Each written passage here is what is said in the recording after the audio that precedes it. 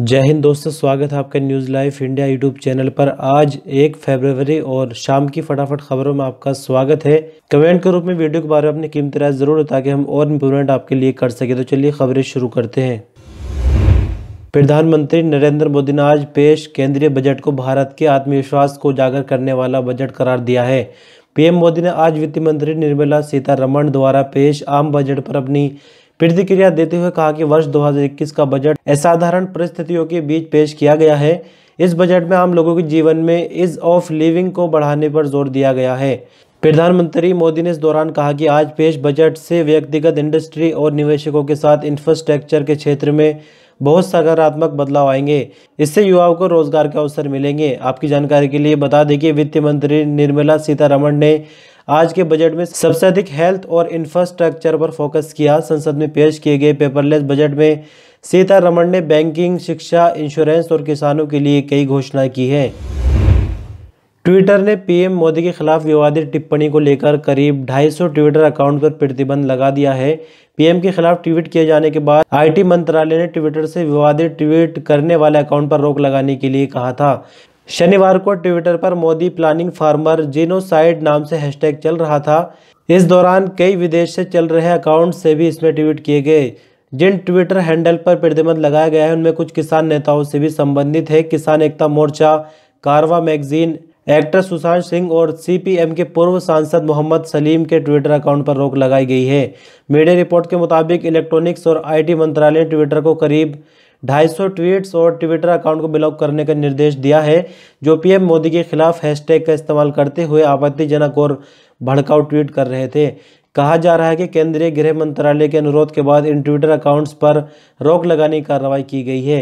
किसानों के लगातार बढ़ते विरोध और तनावपूर्ण हालात के बीच सरकार की तरफ से ये निर्देश दिया गया है। इसके साथ ही गृह मंत्रालय ने सिंघू, गाजीपुर और टिकरी सीमाओं में किसान विरोध स्थलों पर भी इंटरनेट बैन लगा दिया था।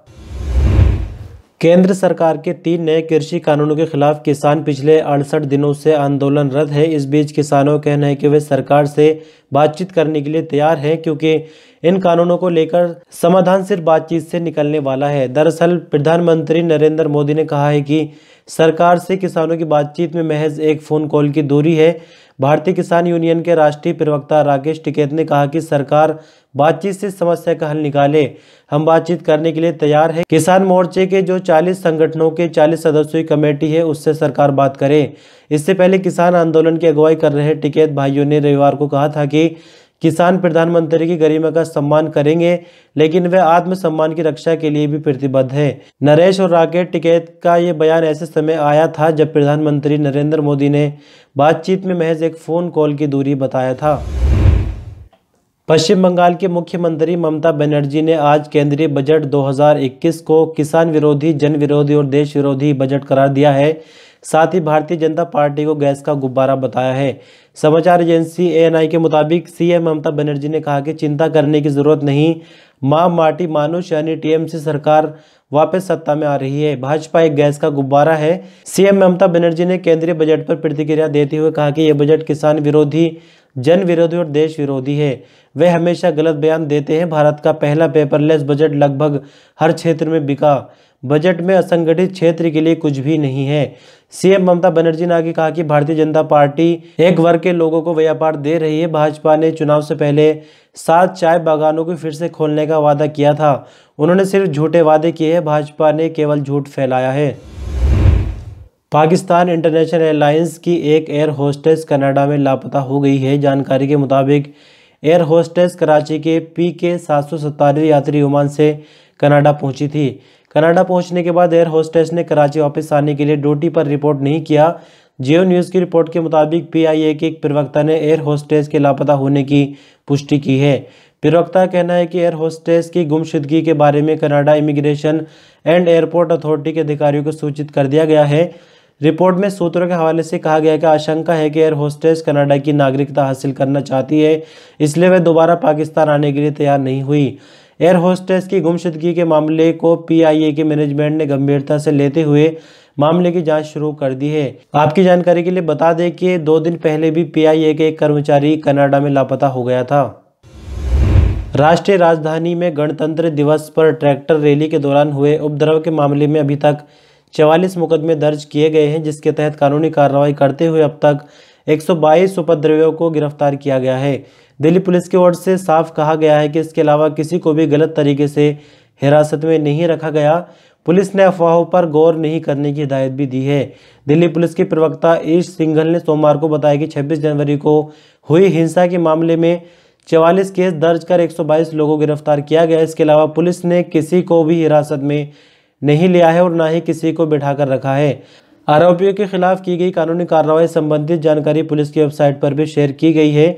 पुलिस ने लोगों से अपील की है कि वह अफवाहों पर ध्यान न दें। इसके अलावा संबंधित थाना या फिर कंट्रोल रूम में आरोपी के बारे में पूरी जानकारी है। अगर किसी के घर वाले जानकारी लेना चाहे तो वहां से ले सकते हैं। सरकार ने सोमवार को पेट्रोल पर 2.5 रुपये और डीजल पर 4 रुपये प्रति लीटर की दर से कृषि बुनियादी ढांचा विकास उपकर सेस लगाया है। सरकार ने अर्थव्यवस्था के इन दो प्रमुख क्षेत्रों में आवश्यक बड़े निवेश के लिए अतिरिक्त संसाधन जुटाने के लिए कदम उठाया है, जो देश को विकास की राह पर वापस लाने की कुंजी है। हालांकि देश भर में पहले से ही ऐतिहासिक रूप से उच्च स्तर पर पहुंच चुके दोनों पेट्रोलियम उत्पादों पेट्रोल और डीजल के खुदरा मूल्य को अतिरिक्त उपकर के प्रभाव से बचाने के लिए उपाय किए गए हैं। वित्त मंत्री निर्मला सीतारमण ने घोषणा की है कि मूल उत्पाद शुल्क पेट्रोल डीजल पर विशेष अतिरिक्त उत्पाद की शुल्क की दरें मौजूदा स्तरों से कम की जा रही हैं। आसान शब्दों में कहें तो सेस बढ़ाने के साथ ही एक्साइज ड्यूटी घटा दी गई है। पेट्रोल डीजल पर कृषि सेस लगाए जाने के साथ ही मौलिक उत्पाद शुल्क को कम किया गया है। इस कारण कृषि सेस लगाने पर भी ग्राहकों की जेब पर फिलहाल कोई असर नहीं पड़ेगा। आपकी जानकारी के लिए बता दें कि पिछले 5 दिनों से पेट्रोल डीजल की कीमतों में बढ़ोतरी जारी है, लेकिन इससे पहले जनवरी में तो इसके दामों में 10 बार बढ़ोतरी दर्ज की गई थी। ताज नगरी के नाम से मशहूर आगरा के हाथी घाट स्थित अंबेडकर पुल के पास से wild life SOS rapid response unit ने 7 फुट लंबे अजगर को पकड़ा। सांप वर्तमान में चिकित्सकीय देखरेख में है और जल्द ही उसे वापस जंगल में छोड़ दिया जाएगा। अंबेडकर पुल के पास सड़क किनारे बैठे अजगर की वजह से कुछ देर यातायात ठप रहा। रेस्क्यू के बाद वाहनों की आवाजाही शुरू हो सकी। अजगर को यमुना नदी और सड़क के बीच दीवार के पास देखा गया, जिसके बाद पुलिस को सूचना दी गई। पुलिस ने वाइल्ड लाइफ SOS से संपर्क साधा। सूचना मिलने के बाद वन्यजीव संरक्षण संस्था से प्रशिक्षित टीम घटनास्थल पर पहुंची। बचाव अभियान देखने के लिए मौके पर भारी भीड़ जमा हो गई। टीम ने सावधानी के साथ 7 फुट लंबे अजगर को पकड़ा, जिसके बाद लोगों ने राहत की सांस ली। केंद्रीय वित्त मंत्री निर्मला सीतारमण की तरफ से पेश किए गए आम बजट को कांग्रेस ने निराशाजनक करार दिया है। कांग्रेस के वरिष्ठ नेता पी चिदम्बरम ने आरोप लगाया कि वित्त मंत्री निर्मला सीतारमण ने देश के लोगों को धोखा दिया है और इससे पहले कभी भी बजट से इतनी निराशा नहीं हुई। चिदम्बरम ने संवाददाताओं से कहा कि वित्त मंत्री ने भारत के लोगों को, खासकर गरीबों, कामकाजी तबके, मजदूरों, किसानों, स्थायी रूप से बंद हुई औद्योगिक इकाइयों और बेरोजगार हुए लोगों को धोखा दिया है। उन्होंने उनका भाषण सुन रहे सांसदों और उन सभी लोगों के साथ धोखा किया है जिनको इस बारे में कोई जानकारी नहीं थी कि पेट्रोल एवं डीजल समेत कई उत्पादों पर उपकर लगा दिया है। पूर्व वित्तीय मंत्री चिदम्बरम ने कहा कि बजट में रक्षा समेत कई महत्वपूर्ण विषयों का उल्लेख नहीं किया गया। सरकार से बड़ी उम्मीदें थी कि खर्च में बढ़ोतरी की जाएगी ताकि निजी निवेश और उपभोग को बढ़ावा मिल सके, लेकिन आंकड़े बताते हैं कि मामूली बढ़ोतरी हुई है। पी चिदम्बरम ने कहा कि ये निराशाजनक बजट है। पिछले साल की तरह इस बजट की सच्चाई सामने आ जाएगी। और अंत में एक्ट्रेस कंगना रनौत की मुश्किलें बढ़ गई। गीतकार जावेद अख्तर ने उन पर अपमानजनक टिप्पणी करने का आरोप लगाते हुए मानहानि की शिकायत दर्ज कराई थी, जिस पर सोमवार को मुंबई की एक कोर्ट ने कंगना के खिलाफ समन जारी कर दिया। शहर पुलिस ने कोर्ट को बताया कि जावेद अख्तर ने कंगना के खिलाफ शिकायत दर्ज कराई थी, जिसमें एक कथित मानहानि का मुकदमा बनता है। इस मामले में जांच करने की आवश्यकता है। कोर्ट ने मामले की सुनवाई के लिए अगली तारीख तय कर दी है। अंधेरी मेट्रोपॉलिटन मजिस्ट्रेट ने दिसंबर 2020 में जुहू पुलिस को निर्देश दिया था कि पिछले साल नवंबर में अदालत के सामने रनौत के खिलाफ अख्तर द्वारा दायर मानहानि की शिकायत की जांच करे। पुलिस ने अदालत को सोमवार को सौंपी अपनी रिपोर्ट में कहा कि रनौत के खिलाफ शिकायतकर्ता जावेद अख्तर द्वारा लगाए गए कथित आरोपों की जांच की जा रही है। अदालत ने मामले की सुनवाई की अगली तारीख 1 मार्च तय की है। तो friends, thanks for watching this video. अगर आपको वीडियो पसंद आए तो इसको लाइक करें। आपका कोई सवाल या सजेशन है तो हमें कमेंट करें और इसी तरह की इन्फॉर्मेटिव वीडियोस देखने के लिए चैनल को सब्सक्राइब करके बेल आइकन ज़रूर दबाएं और हमसे जुड़े रहें। शुक्रिया।